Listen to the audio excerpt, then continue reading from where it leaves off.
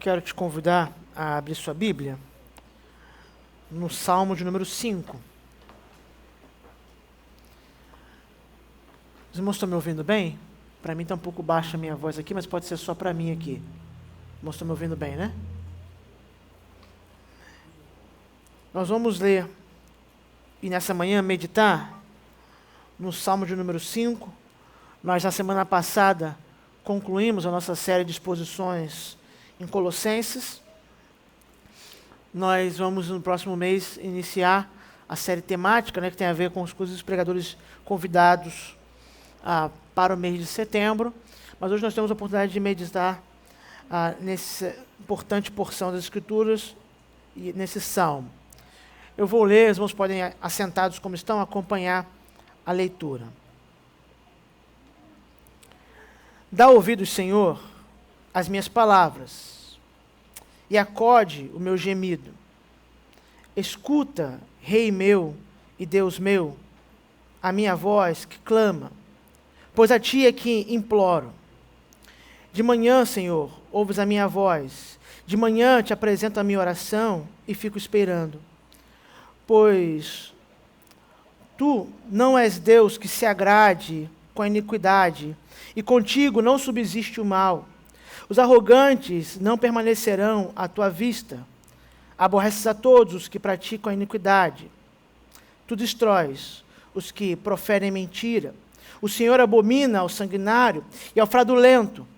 Porém, eu, pela riqueza da tua misericórdia, entrarei na tua casa, me prostrarei diante do teu santo templo, no teu temor. Senhor, guia-me na tua justiça, por causa dos meus adversários, endireita diante de mim o teu caminho, pois não tem eles sinceridade nos seus lábios. O seu íntimo é todo crimes, a sua garganta é sepulcro aberto, e com a língua lisonjeio. Declara os culpados, ó Deus, caiam por seus próprios planos, rejeita-os por causa das muitas transgressões, pois se rebelam contra ti. Mas regozijem-se todos os que confiam em ti, folguem de júbilo para sempre, porque tu os defendes, e em ti se gloriem os que amam o teu nome. Vamos orar mais uma vez?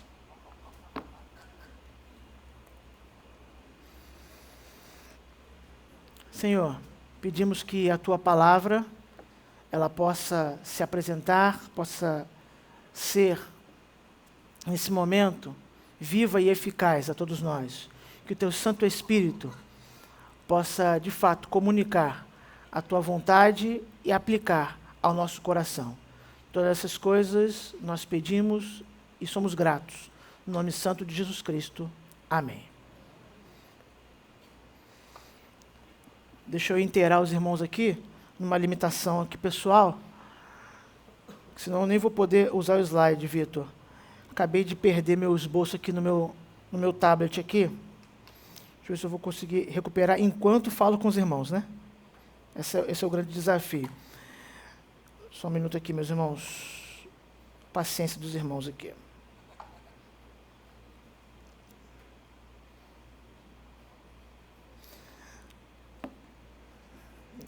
Eu vou conseguir, pelo menos em parte.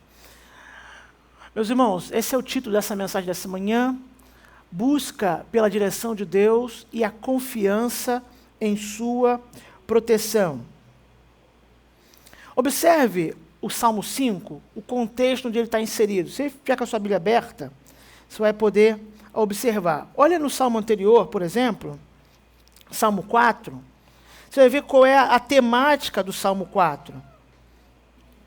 O Salmo 4 apresenta, por exemplo, a confiança em Deus. Algumas Bíblias, inclusive, trazem esse título para esse salmo. A confiança em Deus. E ele é um salmo onde Davi expressa sua confiança no Senhor, uma confiança tal que é capaz de fazê-lo repousar em segurança. Ele diz isso no verso 4 e no verso 8 do Salmo 4. Ele dorme em paz, porque ele confia que o Senhor o guardará. Esse salmo é antecedido pelo Salmo 3, que é um salmo também ligado à confiança. No Salmo 3,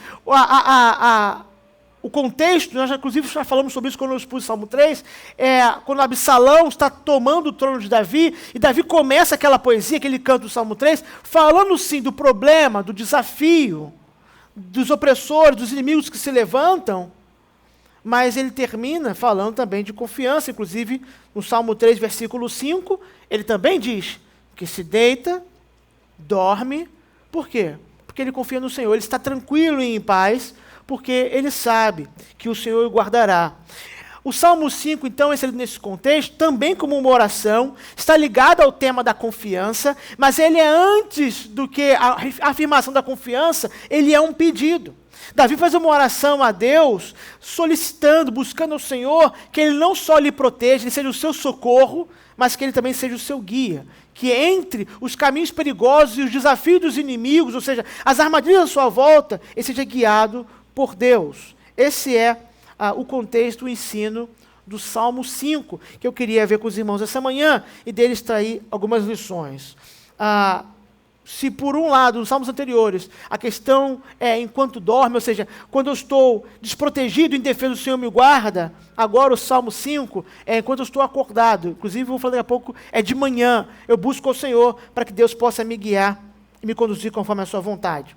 Os primeiros 3 versos do Salmo que nós lemos mostram o aspecto de oração, como essa composição é uma oração. Pode botar, Vitor, mais um? Vamos poder ler primeiro o verso 1 e 2? Dá ouvidos, Senhor.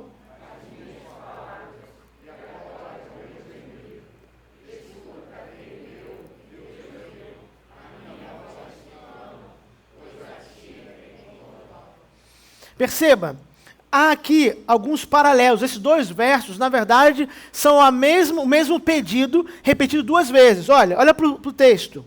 Dá ouvidos, escuta as minhas palavras, a voz que clama, minha voz que clama, o gemido, implora. A ideia de implorar é um rogo, quase como um som que não dá para interpretar, mas eu rogo ao Senhor. Esses paralelos servem para mostrar que o que está diante de nós é um pedido, uma busca pelo Senhor, uma oração buscando o Senhor. E o que Davi espera, o que ele aguarda, é a resposta, é que o Senhor venha ao seu encontro, venha lhe socorrer. Esse é o seu desejo. E no versículo 2, então, ele apresenta como ele vê o Senhor. Nessa situação onde ele busca o Senhor, a sua presença, como ele encara o Senhor. Primeiro, ele o descreve como rei. Ele diz isso: o Senhor é o meu rei. Davi era o rei de Israel, mas ele entende que acima dele há um rei, há alguém que lhe governa. O que ele está demonstrando aqui é a confiança no governo de Deus. Está demonstrando que o povo de Deus deve depositar confiança em Deus, porque é o Senhor que lhes conduz. Essa é uma imagem recorrente nos Salmos. Por exemplo, o Salmo 74, verso 12, diz: ora, Deus, meu rei, é desde a antiguidade, é Ele quem opera feitos salvadores no meio da terra. Perceba, a figura do rei não é só o governo, a administração, mas é de operar, de conduzir o povo. Ele diz: Deus é o meu rei, Ele opera feitos grandiosos na terra. Essa é a imagem que Davi tem na sua mente, quando ele se volta para o Senhor em oração e diz: o Senhor é o meu rei, o Senhor opera feitos, o Senhor conduz o seu povo, me conduza também. A segurança de Israel, então, não deveria estar em Davi, porque a segurança de Davi estava no Rei Supremo. Então, ele é a segurança de Israel. A oração de Davi, que transformou-se numa poesia cantada pelo povo, já começa mostrando que, ao buscarmos ao Senhor, temos que ser lembrados, ou lembrar a nós mesmos, que Ele é aquele que nos governa. Ele é aquele que nos conduz, e por isso podemos confiar. E é por isso que o povo sabe que será protegido, e sabe que o Senhor lhes conduzirá na sua história. O Salmo 84, versos 3 e 4, traz a mesma ideia. Os irmãos podem ler? O pardal encontrou casa, e a andorinha ninho para si. Eu, os teus altares, Senhor dos exércitos, Rei meu e Deus meu. Essa belíssima poesia que inspirou, inclusive, a canção é do Logos, essa canção, né? Canção do Logos. Não é Logos? A do Asaf é o autor, e o Logos só tornou ela conhecida, né? Tem muitas vezes essa disputa. Eu não sei exatamente, porque eu só peço para gravar o nome de quem é o autor das coisas. Mas a canção que tornou famosa esses belos versos, ela nos faz lembrar, mas mais os versos ainda, que aquele que acolhe, o lugar onde o salmista é acolhido e protegido, é debaixo do governo do seu rei. É debaixo da condução do seu rei. Hoje de manhã, inclusive, na escola dominical, foi perguntado sobre a dinastia, né? A linhagem de Salomão, o governo de Salomão, o governo dos reis de Israel, como isso está conectado a Cristo de alguma maneira. Perceba, a linguagem é a linguagem de governo real, e Davi, ele próprio é o rei, mas ele não arroga para si, e nem mesmo para sua descendência humana, aquilo que só Deus pode lhe conferir. Senhor, eu te busco, porque só o Senhor pode atender esse pedido, porque só o Senhor é Rei Supremo. Só o Senhor governa, conduz todas as coisas. Então, aquilo que eu vou lhe apresentar, lhe apresento porque só o Senhor pode responder. Então, há esse aspecto de buscar ao Senhor, sabendo quem é o Senhor, e só Ele responde. Mas, o verso 3, que faz parte dessa seção da passagem também, apresenta um outro elemento importante da oração de Davi, e para a gente poder prosseguir. O verso diz: de manhã, Senhor, ouves a minha voz, de manhã te apresento a minha oração, e fico esperando. Esse verso não está aqui, creio eu, meus irmãos, para determinar um horário de oração. Até porque tem que orar de manhã, sim, e de tarde também, e de noite também. Então não é um horário específico. Os antigos diziam com sabedoria que o dia deve começar com oração. Por quê? Porque se você ignorar a oração pela manhã, é bem provável que você vai ignorar no restante do dia também. É prudente e sábio iniciar seu dia com oração, e Davi está fazendo isso. Mas a repetição da manhã não é para necessariamente marcar um horário da oração, já que a oração deve ser uma constante na nossa vida, mas para mostrar a busca incessante. A ideia de que eu te busco de manhã eu te busco para mostrar a urgência da minha busca. A primeira coisa que eu faço quando eu acordo é buscar o Senhor, porque antes de eu fazer qualquer outra coisa, eu preciso do Senhor, eu preciso do Rei. Eu preciso que o rei me conduza antes de qualquer outra coisa. Ou seja, logo que acorda, Davi se volta para Deus, porque ele entende que o dia que acabou de começar apresentará dificuldades, apresentará problemas, e que só o socorro de Deus poderá conduzi-lo por esse dia. Então, de manhã eu te busco e fico esperando. Alguém pode pensar, mas pastor, esperar é um negócio difícil, né? Nós somos de uma geração que não quer esperar nada, né? É por isso que nós temos o avanço dos instantâneos, né? Nós somos a geração que o macarrão é instantâneo, tudo é instantâneo. Nós não gostamos de esperar nada. Nós nos esquecemos, inclusive, que coisas boas e de valor demandam tempo. E por isso muitas pessoas, inclusive, naufragam no relacionamento e no casamento, porque acham que é igual o miojo, né? Que em 3 minutos vai estar pronto. Não vai estar pronto em 3 minutos. Nem em 3 meses, em alguns casos nem em 3 anos. Você vai precisar de mais tempo. De paciência, perseverança. Mas voltando ao texto em si, essa ideia de esperar não é simplesmente passivamente aguardar, tem nada para fazer, eu vou esperar, não. A ideia de esperar com expectativa. Está dizendo, Senhor, eu te busco, eu me volto para o Senhor, eu clamo porque o Senhor é meu rei logo de manhã, porque eu preciso da sua condução, e eu espero, eu tenho uma expectativa. Essa expressão aparece em Miqueias 7:7. Olha como o profeta Miqueias usa essa expressão. Eu, porém, olharei para o Senhor, esperarei no Deus da minha salvação, e meu Deus me ouvirá. Miqueias está lidando com a corrupção de Israel. O cenário é tenebroso. Parece que não tem nada que possa funcionar e dar certo. O que o profeta aguarda? Aguarda em Deus. A sua única esperança é esperar em Deus. Então essa é a ideia. Senhor, eu busco ao Senhor, eu busco a tua face, eu oro e eu aguardo em expectativa, porque eu sei que o Senhor virá. É como um sentinela numa torre de vigia, aguardando com grande expectativa e esperança. Abacuque 2:1 traz essa imagem também. Por-me-ei na minha torre de vigia, colocar-me-ei sobre a fortaleza, vigiarei para ver o que Deus me dirá e que resposta eu terei à minha queixa. O cenário de Abacuque é similar ao de Miqueias, mas agora noutra parte do reino. Abacuque está lidando com a corrupção de Israel. A corrupção de Israel, a imoralidade de Israel. Abacuque está lidando com a chegada iminente de inimigos. A Babilônia está vindo. E Deus tinha dito no capítulo 1 que a Babilônia estava vindo como um instrumento de disciplina de Deus. E Abacuque diz, Senhor, então eu me coloco na minha torre para ter expectativa, porque eu aguardo o Senhor. Eu espero no Senhor. Não é em Judá. Não é nas autoridades de Judá. Nem na Babilônia, muito menos o que eu espero no Senhor. Davi está então dizendo que é isso que ele aguarda, é isso que ele espera. Ao final eu vou trabalhar com algumas aplicações e implicações dessas lições sobre oração. Mas a poesia continua, e depois de apresentar o seu rogo, ou dizer que vai apresentar um rogo, um pedido, o conteúdo desse pedido é dito a nós, é apresentado a nós. Primeiro, Davi vai apresentar como Deus odeia o mal. Deus odeia o mal. Versos 4 a 6.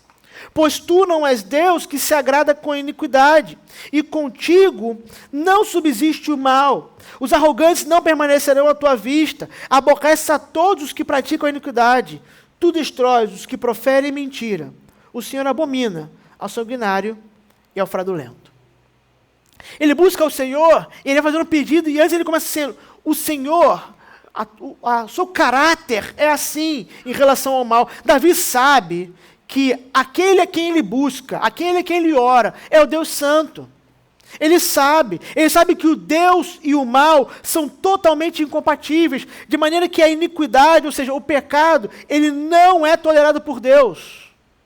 Então ele busca o Senhor, e na sua oração ele começa dizendo, Senhor, eu sei que o Senhor é assim, o Senhor já se revelou assim, como alguém que não tolera o pecado, não tolera o mal, ou seja, não existe qualquer possibilidade da convivência entre o Senhor e o mal. Inclusive a expressão que ele usa é, não subsiste o mal, na minha tradução, que é a ara, a ideia de nem habita temporariamente. A ideia de subsistir aqui é isso. Nem fica um tempo que seja na tua presença. Então não é que Deus não tolera o mal por muito tempo, a presença do pecado. Deus abomina o pecado inteiramente, não importa a quantidade de tempo. E é interessante, porque é por isso que a prática do pecado, ela não pode ser, aquele que pratica o pecado, ele não pode se apresentar diante do Senhor por si só.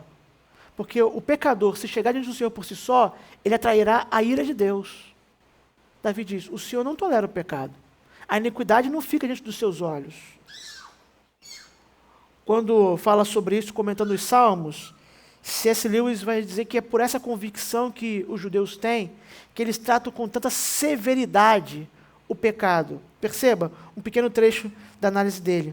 Se olharmos as suas queixas, está falando das queixas dos judeus, vamos descobrir que normalmente eles estão irados, não somente porque certas coisas foram feitas contra eles, mas porque tais coisas são claramente erradas, são odiosas para Deus, assim para com as vítimas. Pense na história de alguns personagens das Escrituras, por exemplo, José. Como é que José descreve a razão pela qual ele não pode tomar a esposa de Potifar? Não é que se mete uma ideia de uma moral abstrata, olha, é errado, você é esposo dela, não posso fazer. Não é só isso. Ele diz, eu não posso pecar contra Deus. Não é só contra Potifar. Não é só contra você. Não é só contra mim. É contra Deus. É por isso que é tão severo o anúncio. O que Davi está mostrando aqui é que eles levam a sério. Ele encara o pecado com severidade, porque ele sabe que o Senhor leva a sério. Quem pratica o mal, quem confia em si mesmo, que parece como arrogante, quem engana, quem frauda o seu semelhante, não pode permanecer diante do Deus Santo. Então a oração é uma oração de rogo, de pedido, mas ela começa anunciando o caráter de Deus e criando um problema para Davi e para nós. Porque ela diz, Senhor, eu sei que o pecado não é tolerado, logo eu não posso me apresentar diante do Senhor da maneira como eu sou, eu não posso. Porque o Senhor abomina o pecado, o Senhor não tolera. Os pecadores não podem conviver com Deus Santo, porque trazem pecados em si que são abomináveis para Deus. O Salmo 11, verso 5, também de Davi, ele apresenta essa mesma temática. Vamos poder ler? O Senhor...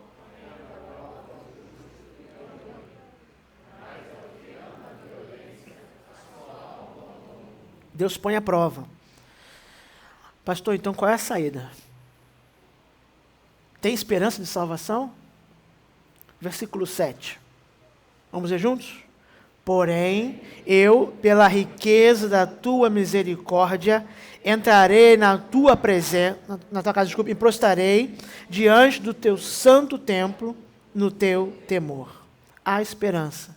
A esperança na misericórdia de Deus. Eu falo, Senhor, eu te busco, eu rogo a tua presença, eu espero a tua resposta.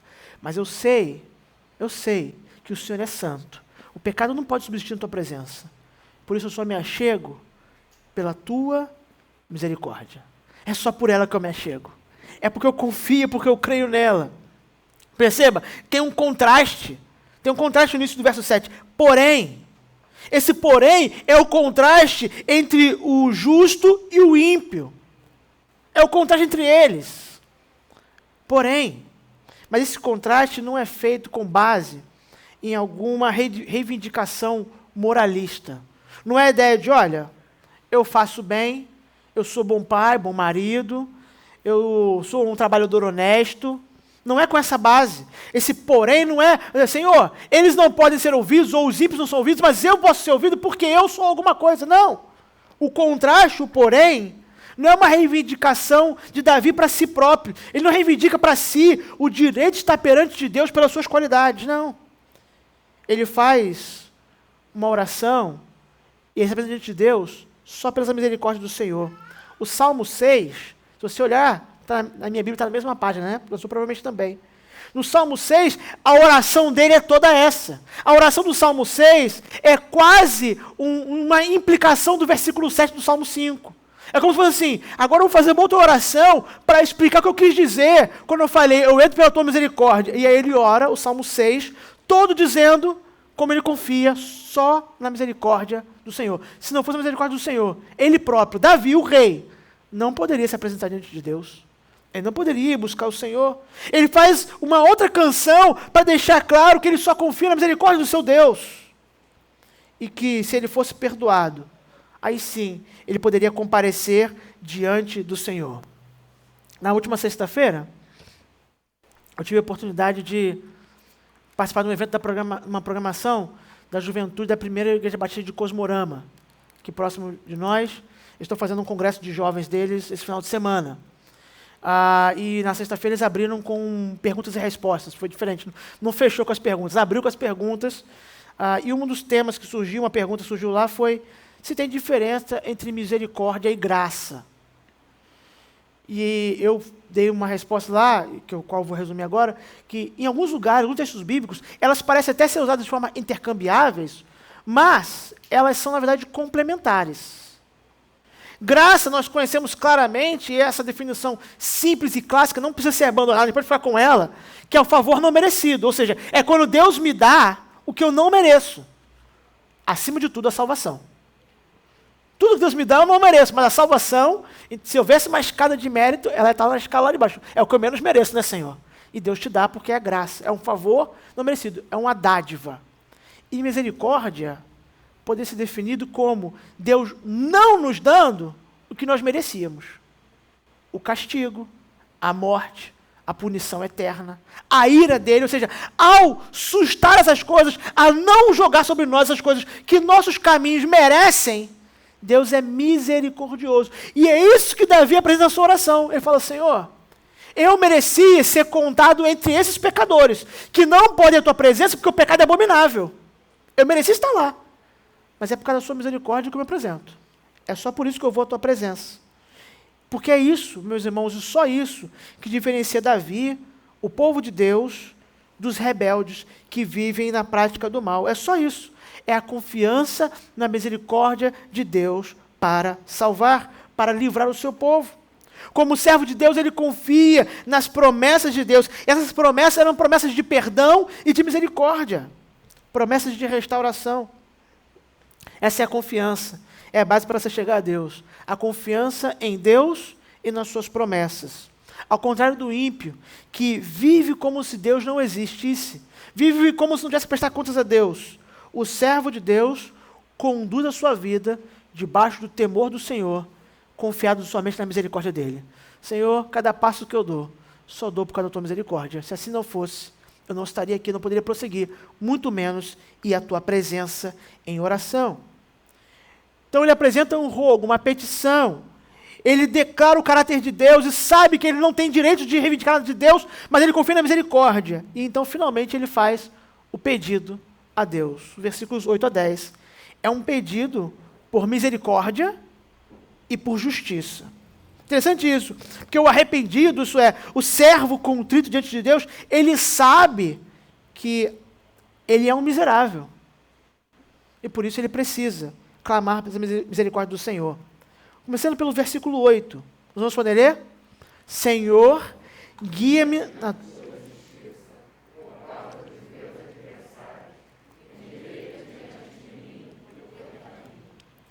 Ele sabe que ele só pode seguir o caminho da retidão se Deus o conduzir pela mão.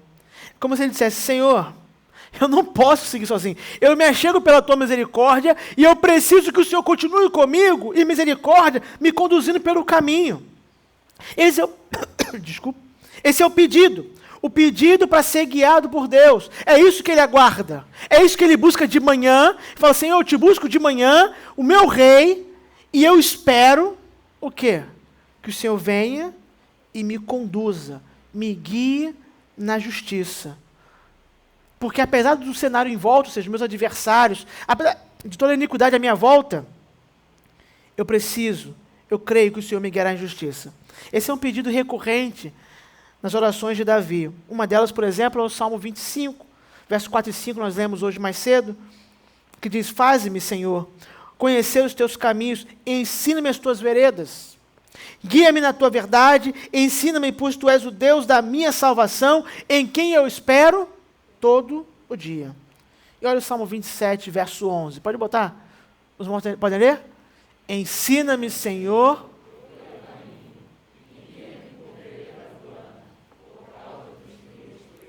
O que Davi pede é para que Deus o guie por um caminho diferente do caminho que os ímpios seguem. O caminho dos ímpios é aquele caminho do pecado, que o Senhor não tolera. Ele fala, Senhor, me guia um caminho diferente, não me deixe caminhar como os orgulhosos caminham. Ele sabe que se ele for sozinho, ele vai seguir exatamente esse mesmo caminho. Se nós formos sozinhos, nós seguiremos o mesmo caminho do ímpio. Ele fala, Senhor, seja comigo. O caminho lá do versos 4 a 6 que quer evitar, ele sabe que só evitará se Deus, pela sua bondade e misericórdia, o tomar pela mão e o guiar, o levar para os caminhos retos e justos. O Salmo 139, versos 23 e 24, dizem assim, sonda-me, ó Deus, e conhece o meu coração, prova-me e conhece os meus pensamentos, vê se há em mim algum caminho mau, e guia-me pelo caminho eterno. Perceba que essa é a matemática. Eu estou lendo o Salmo 139, mas ela está presente desde o Salmo 1. O Salmo 1 está falando sobre a diferença desses dois caminhos.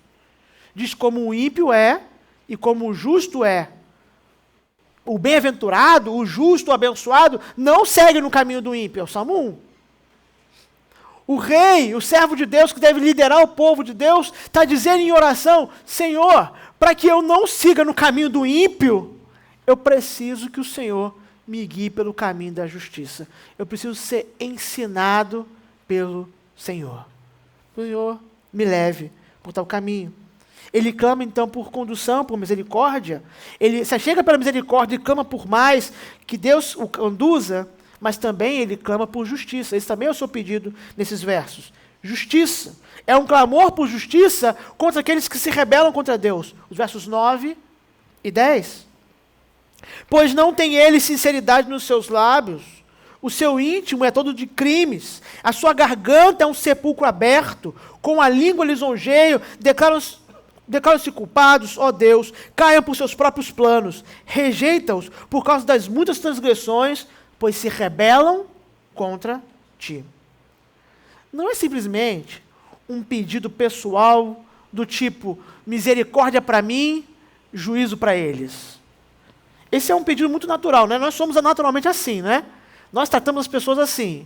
Por isso que existe aquele ditado, né? Aos meus amigos tudo, aos inimigos a lei. Não é assim que a gente faz? A gente faz isso no cotidiano, a gente faz isso na nossa análise, entre aspas, porque não é análise política, né? Se é um político do meu gosto, benevolência. Se não é, justiça ao extremo, aplica-se tudo. Se não tiver uma lei, a gente cria uma e aplica imediatamente. Porque esse é o natural para nós. Mas não é isso que está aqui retratado nessa oração. Não é simplesmente, Senhor, tem misericórdia de mim e pune os outros. Não é só isso, não. O clamor é para que Deus cumpra a justiça contra aqueles que se rebelam contra Deus. Que a justiça de Deus venha sobre aqueles que estão em rebelião contra Ele, que não estão se arrependendo, pelo contrário, de forma orgulhosa, permanecem contra o Senhor. E qual é a evidência dessa rebelião? Davi retrata alguns exemplos de evidência dessa rebelião, descrevendo que eles fazem isso, inclusive, contra Ele e contra o povo de Deus. Ele diz, Senhor, o que eles fazem contra mim e contra o seu povo. Isso mostra, isso ilustra a rebelião deles. O apóstolo Paulo cita esse verso em Romanos capítulo 3. Na verdade, em Romanos capítulo 3, por alguns versos, Paulo cita diversos salmos. E faz uma conexão entre os salmos para descrever o estado do homem de rebelião contra Deus. Em Romanos 3,13, ele diz, a garganta deles é sepulcro aberto, com a língua urdem engano, veneno de víbora está nos seus lábios. Ele usa essa expressão, o sepulcro aberto, para mostrar como são os ímpios, os impuros, os iníquos, que permanecem em desobediência ao Senhor, os rebeldes. Eles mentem, eles enganam, eles têm planos engenhosos, eles cometem crimes. Esse é o cenário de toda a raça humana em rebelião contra Deus. Às vezes, nós nos surpreendemos com atitudes perversas de alguém. O grau de perversidade. Há um aspecto positivo nisso, que quer dizer que no nosso coração nós achamos que aquilo seria impossível de ser feito, né? Como alguém capaz de fazer isso, eu não esperava. Mas nunca deve nos surpreender o fato de que há rebelião e que ela tem resultados práticos. A rebelião contra Deus coloca a humanidade no caminho perverso. E Davi está falando, Senhor, me livra desse caminho, e aqueles que permanecem lá, que não se arrependem, aplica a tua justiça, Senhor. Aplica a tua justiça. O Salmo 14, versículo 1, que também, o final do versículo 1 e versículo 2, que também é citado por Paulo em Romanos 3, viu como é que ele cita vários salmos, inclusive outro que eu vou mencionar agora, diz assim, descrevendo esse estado de impiedade, corrompem-se e praticam abominação, já não há quem faça o bem, do céu olha o Senhor para os filhos dos homens, para ver se há quem entenda, se há quem busque a Deus. O que ele está dizendo é, todos estão corrompidos, e esse é o problema. O problema não é só externo, não é só o que eles fazem, o que eles falam, não. O íntimo deles é o problema. Davi diz, o íntimo deles é cheio de crimes. O íntimo, o problema é o coração criminoso. É por isso que essa figura é tão interessante do sepulcro. É como uma sepultura. Imagina uma sepultura que é aberta e dela exala um cheiro terrível. E você imediatamente pensa, se aqui fora esse é o odor, esse é o cheiro, imagina como está lá dentro, não é isso? Se esse cheiro terrível está aqui fora, imagina como está lá. É isso que Davi está dizendo, Senhor, pelas palavras deles que fedem, eu vejo como está o coração deles. E por isso, se eles não buscarem tua misericórdia, se permanecem rebeldes, o caminho deles é caminho para lidar com a justiça do Senhor. Jesus usou a mesma imagem como um alerta, inclusive, para aqueles que tentam disfarçar o odor da sepultura do lado de fora. Porque isso não é suficiente. É uma mudança de dentro. Mateus 23, 27 e 28. Ai de vós, escribas e fariseus, hipócritas, porque sois semelhantes aos sepulcros caiados, que por fora se mostram belos, mas interiormente estão cheios de ossos mortos, de toda a imundícia. assim também vós exteriormente pareceis justos aos homens, mas por dentro estáis cheios de hipocrisia e iniquidade. Davi está lidando com o aspecto externo como denúncia do coração, do íntimo. Jesus vai além para dizer, mesmo que alguém disfarce o que está por fora, se não houver transformação de dentro, é hipocrisia. Porque dentro continua a morte. O odor é terrível ainda. Mesmo que tente perfumar as palavras de forma artificial. Porque o problema não é fora, é dentro. O problema é do coração. E é isso que essa poesia da vida está nos alertando, nos apontando o perigo que esse caminho nos coloca, ou coloca as pessoas, porque eles colocam as pessoas na rota de colisão com a ira de Deus. Ao escrever aos Romanos, já vou mencionar, o apóstolo Paulo parece entender exatamente como Davi. Porque o que Davi faz como pedido, então, é que essas pessoas recebam exatamente o que planeja para os outros. O que ele pede é que eles caiam nas próprias armadilhas que eles criam com essa maneira ímpia de viver. É um pedido de justiça se baseado na rebelião deles próprios. E no Novo Testamento, como eu disse, o apóstolo Paulo mostra que Deus age exatamente assim. Eu só vou citar dois textos, talvez os dois mais conhecidos. Romanos 1, 24 e 1, 28. Mas se você ler o capítulo inteiro 1, vai perceber isso. Olha o que Paulo diz para descrever o estado do homem sem Deus, a rebelião que Davi se refere. Por isso, ele está falando, por causa dessa rebelião, porque mentem, porque trocam a justiça de Deus pela injustiça, porque não louvam o Criador, mas adoram criaturas. Tudo que Paulo está pensando lá em Romanos 1. Por isso, Deus entregou tais homens à imundícia pelas concupiscências do seu próprio coração. Perceba, ele não fala, Deus vai entregá-los para fazer o que está de perverso no coração do vizinho dele, não.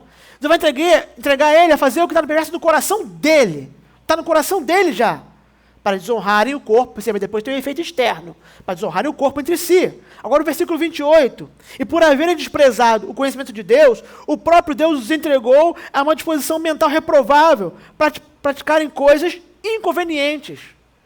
O que Paulo estava dizendo é, o que eles desejam, Deus lhes dá, e eles não entendem no começo que esse é o juízo de Deus. O juízo de Deus é dar a eles o que eles tanto buscam. E ele está dizendo na sua oração, Senhor, retribua-os conforme os próprios planos deles. Esses planos injustos, imorais e iníquos, que eles encontrem esses caminhos. A sabedoria, no provérbio, diz para os homens alguns caminhos parecem bons, mas o fim deles é o quê? Morte. O que Davi está dizendo é, Senhor, eles não querem se arrepender. Por isso, eles vão chegar nesse caminho. E o fim do caminho é morte. É justiça do Senhor, de forma mais plena possível. Que o pecado seja tratado com a seriedade que ele tem. E que aqueles que maquinam o pecado, permanecem nele, não se arrependem, encontrem exatamente o que o pecado traz. Essa é a oração. É uma imprecação. Nós chamamos isso. É uma oração imprecatória. Ela pede o juízo de Deus para mostrar a santidade de Deus, não baseado em nós, mas baseado em quem Deus é e como é grave o pecado. E aqui interessante, antes de eu ir para a última parte e poder terminar. Você parou para pensar nisso? Deus nunca aplica ou entrega injustiça. Deus só entrega duas coisas. Deus só entrega justiça ou misericórdia. Deus, entre aspas, só, né? O só é sempre entre aspas para Deus, né? Porque é muito isso. Mas Deus só entrega duas coisas. Justiça ou misericórdia. E Davi está dizendo, eu vou me abrigar na misericórdia. Porque se eu for para a justiça, se esses homens, eu vou encontrar a justiça. E a justiça é punição, porque a justiça é encontrar o que esses caminhos tanto buscam. É cavar e encontrar o que eu estava cavando atrás. Eu não quero seguir esse caminho da justiça. Eu vou me atrelar à misericórdia. Só essas duas possibilidades de destino eterno para as pessoas. Ou eles encontram o fim da justiça de Deus, ou eles se abrigam na misericórdia de Deus. Não há uma terceira alternativa. Não há uma terceira possibilidade. Tudo que Deus faz é justo, e quando nós não recebemos a justiça que merecemos, é porque Deus foi misericordioso. É por isso que a famosa frase, já conhecida agora pela internet, né, viral já, do Dr. Sproul, foi dita quando foi perguntado a ele Por que acontecem coisas ruins com pessoas boas? Ele disse, isso só aconteceu uma vez e ele foi voluntário, porque foi Jesus Cristo. Só ele foi uma pessoa boa a quem aconteceram coisas ruins. Todas as pessoas que acontecem coisas ruins são ruins. São ruins. É a justiça. É o caminho. Segue nesse caminho e vai encontrar o fim desse caminho. O fim desse caminho é morte. Ou se abriga na misericórdia, ou segue no caminho que encontra com a justiça. E por fim, a certeza do cuidado e salvação para os que amam a Deus. Aí vem o bálsamo para Davi e para o povo, o refrigério. Diferentemente do rebelde e do perverso, aquele que ama a Deus tem alegria no Senhor. Versículo 11. Mas, está vendo? Outro contraste. Mas, regozije-se todos que confiam em ti, folguem de júbilo para sempre, porque tu os defendes. Em ti se gloriem os que amam o teu nome. Essa ideia de alegria que conhece o Senhor está presente em diversos salmos, inclusive nessa sessão. O Salmo 4, verso 7, fala sobre isso. Encontrei alegria no Senhor, na obediência ao Senhor, na comunhão com o Senhor. Ele está mostrando que diferente desses ímpios, desses rebeldes, quem confia em Deus está subentendido que então aqueles confiam em si próprios. Quem confia em Deus tem prazer, tem júbilo, alegria no Senhor. Por quê? Porque o Senhor os defende. Não são eles com sua astúcia, não são eles com seus recursos, é o Senhor que os defende. E por isso, eles te amam, eles amam o teu nome. Desde o primeiro salmo, como eu mencionei, esse tem sido um caminho, um contraste muito bem delineado. O caminho do ímpio e o caminho do justo. Esse é um tema recorrente. O livro de Salmos, ele trata de diferentes aspectos da espiritualidade, da adoração, da oração, mas ele tem alguns fios condutores. Esse é um deles, especialmente nessa seção, primeiro livro. O ímpio e o justo estão em caminhos diferentes. E o fim será diferente também. Outro fio condutor é o reino de Deus, também aparece aqui. A proteção de Deus aparece também aqui como escudo. São fios condutores, como numa canção, uma linha melódica de uma canção. Esse caminho está sendo delineado. O justo ou o que ama a Deus, essa linguagem do Salmo 5 é o que ama a Deus, ele sabe que depende da misericórdia de Deus, ele tem alegria em conhecer a Deus e ele possui esperança na salvação. E é isso que estava dito lá no capítulo 1, no Salmo 1, né? Melhor dizendo, verso 2. Os irmãos podem ler? Antes o seu prazer.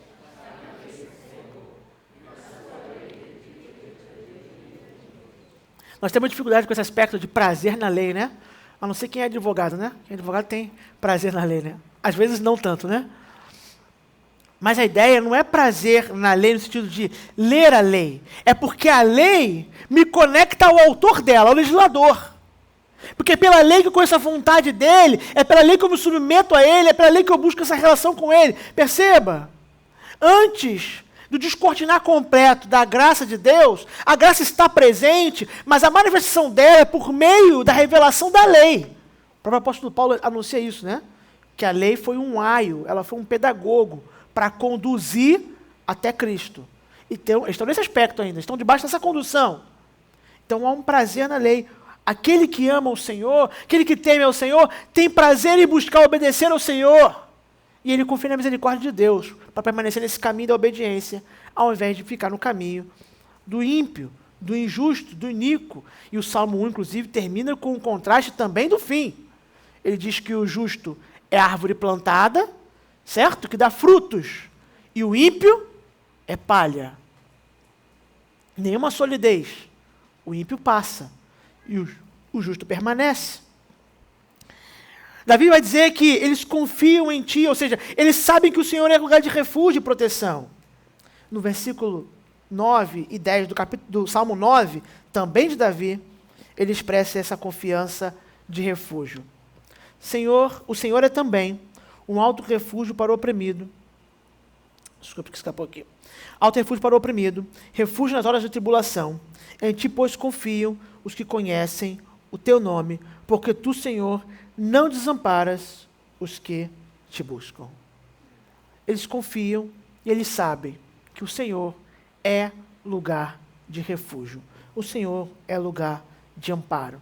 É por isso que o Salmo conclui com o verso 12, dizendo: pois tu, Senhor, abençoas o justo, e como escudo o cercas da tua benevolência.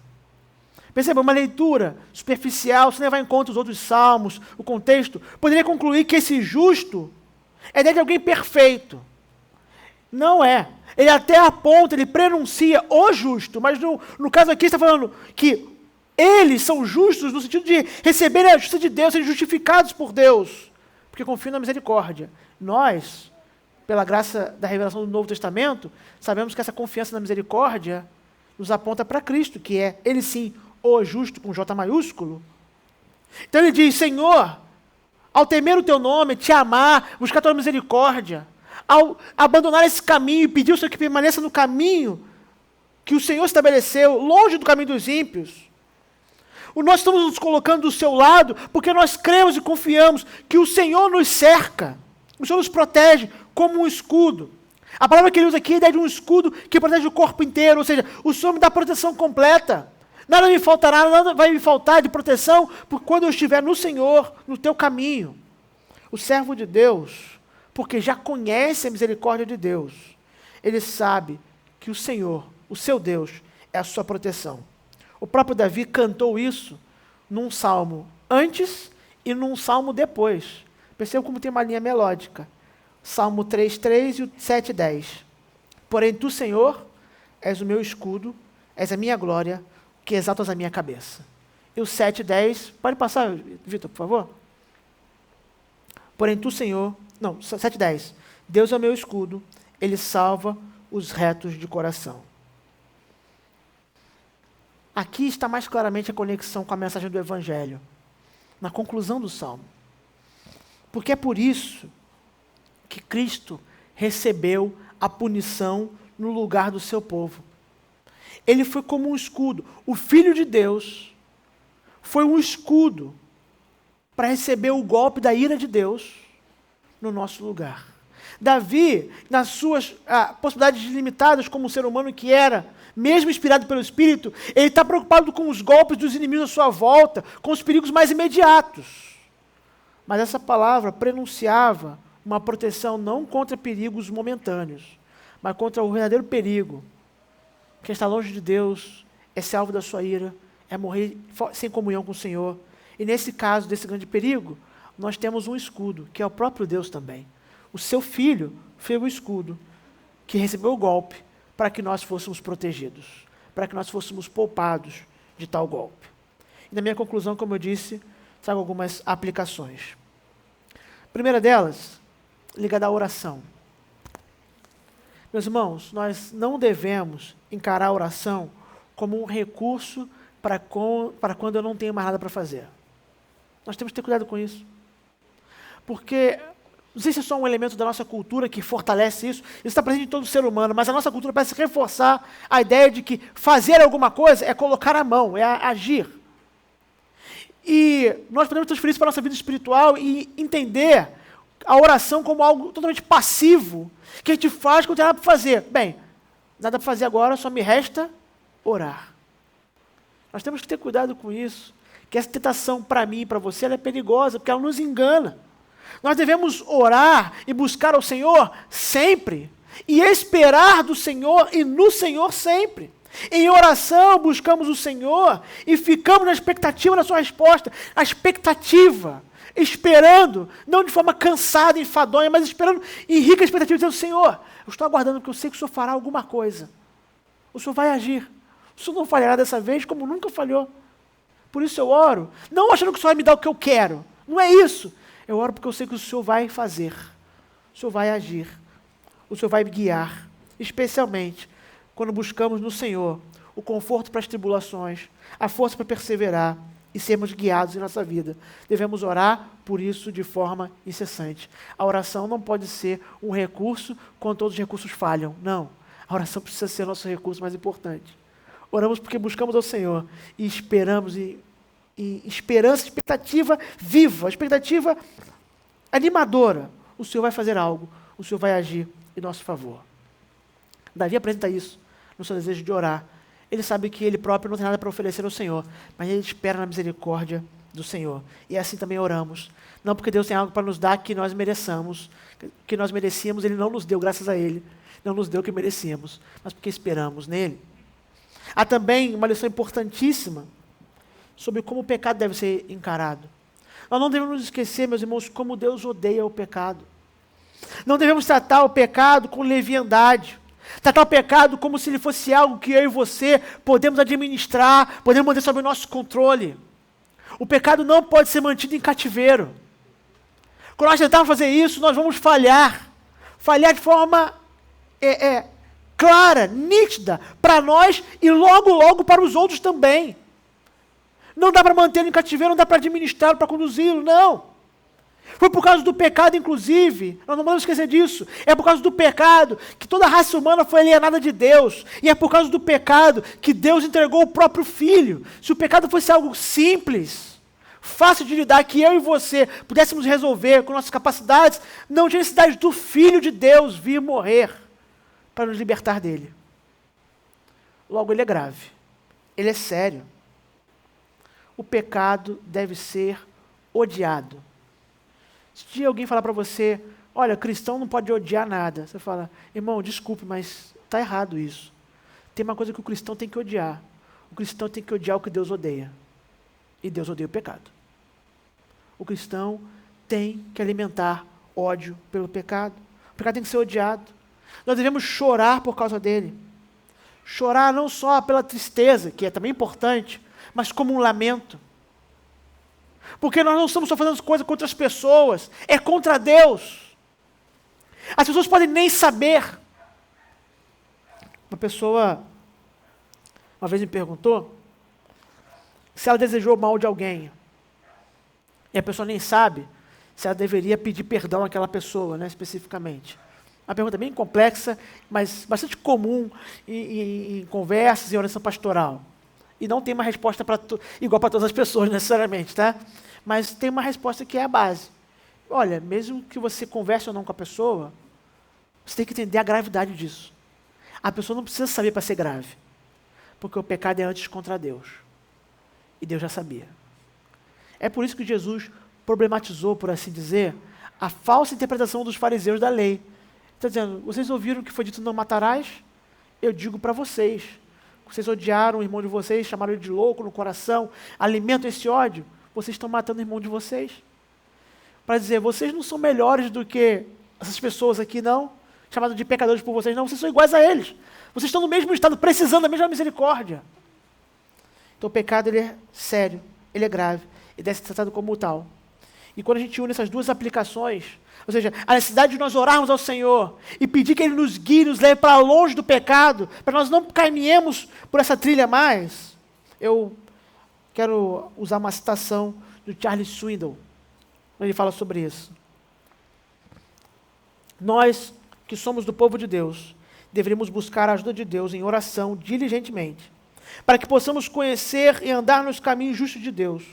Quando andarmos assim, vamos experimentar sua alegria, proteção e comunhão, ao invés de partilhar do destino dos ímpios. Nossa oração constante deve ser, Senhor, me tira de caminho de pecado. Mesmo você que é um salvo, a sua salvação está garantida em Cristo. Mas a nossa oração deve ser, Senhor, me livra desse caminho de pecado. Me coloca no caminho reto. Me coloca no caminho da justiça. No caminho santo que te agrada. O pecado deve ser tratado com seriedade, para que nós possamos então nos apegar àquele que é o único capaz de vencer o pecado e nos outorga, nos dá como dádiva o poder do Espírito para vencê-lo também. Nós temos que tratar com seriedade. Davi estava claro para ele, e Davi era um pecador. Davi não era pecador só porque aquilo que ele fez contra Batseba e Urias, não. Pasmem, ele já era um pecador antes. Ele era um pecador também no dia que ele venceu Golias. Ele era um pecador no dia que ele acendeu o trono. Ele sempre foi um pecador como eu e você. Mas a questão é, ele confiava na misericórdia do Senhor. Ele buscava ela, porque ele sabia que só o Senhor poderia lhe colocar de volta no caminho correto. E o último, apegue-se à misericórdia de Deus e confie em sua graça. Porque se nós não podemos, por nós, produzir justiça própria e Deus abomina o caminho iníquo, o caminho injusto, só tem uma alternativa: acreditar na mensagem do Evangelho. Outra pessoa pagou o caminho, pegou a pena desse caminho injusto e ímpio, e outra pessoa me deu o crédito para eu ser contado como justo. A mensagem da morte substitutiva de Cristo, ela não é uma mensagem somente para levar pessoas do inferno. Ela é a mensagem que acompanha o cristão todo dia, para mostrar a gravidade do pecado e para que ele seja lembrado como ele foi retirado do caminho ímpio e colocado no caminho do justo, e agora ele deve lutar em oração e permanecer lá. Nós só podemos apresentar diante de Deus Altíssimo porque nós estamos em Cristo. Se nós não estivéssemos em Cristo, que é a concretização da misericórdia de Deus, nós nunca poderíamos apresentar diante de Deus. Davi ensina isso na sua oração. A busca pelo Senhor para ser guiado em justiça, e a confiança que só por causa da misericórdia isso é possível. Vamos orar?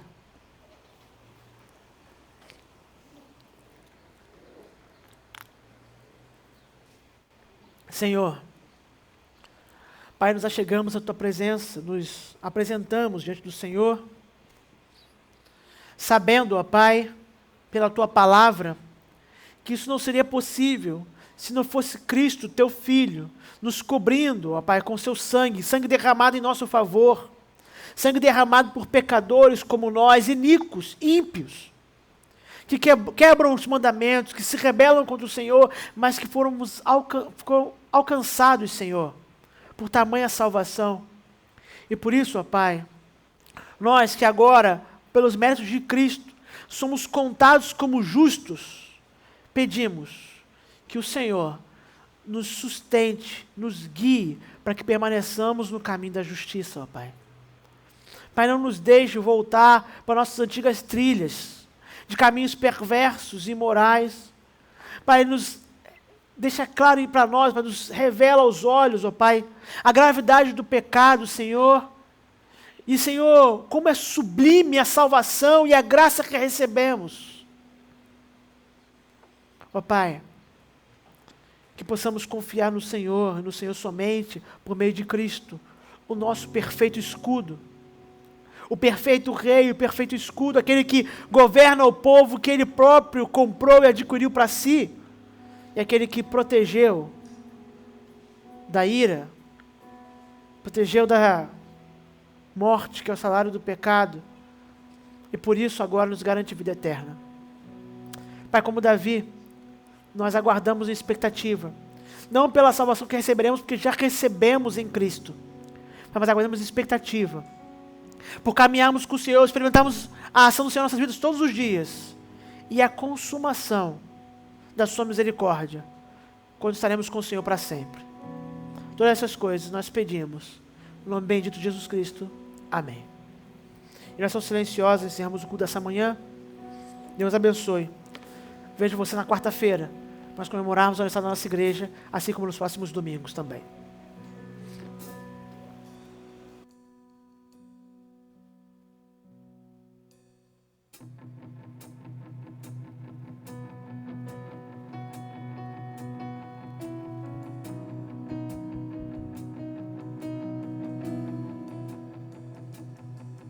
Eu canto aleluia na comunhão de Cristo. Eu canto aleluia nesse santo ajuntamento. Eu canto aleluia, minha voz é para ti. Eu canto aleluia, comigo estás até o fim. Sacrifício se entregou, aquela cruz pecado pagou, das cinzas a fé se levantou, a morte venceu, o Rei vivo está.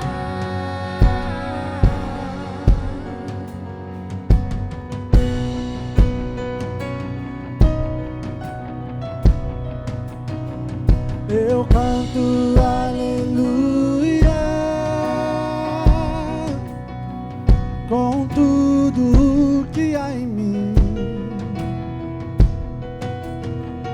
Eu canto aleluia,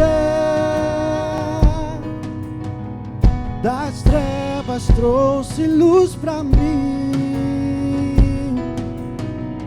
Eu canto aleluia, mesmo quando não posso entender. Eu canto aleluia, a morte eu não temo mais. Em sacrifício se entregou naquela cruz, o meu pecado pagou, Das cinzas a fé se levantou, a a morte venceu, o Rei vivo está.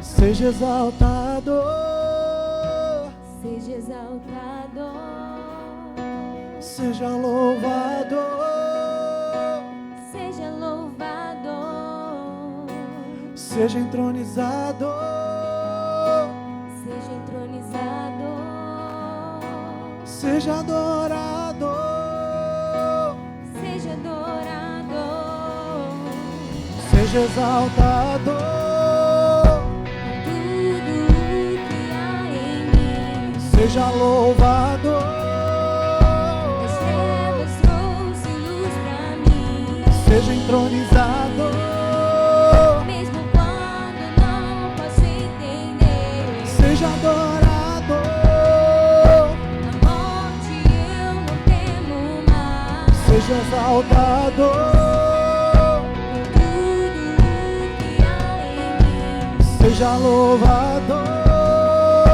Das trevas trouxe luz pra mim, seja entronizado,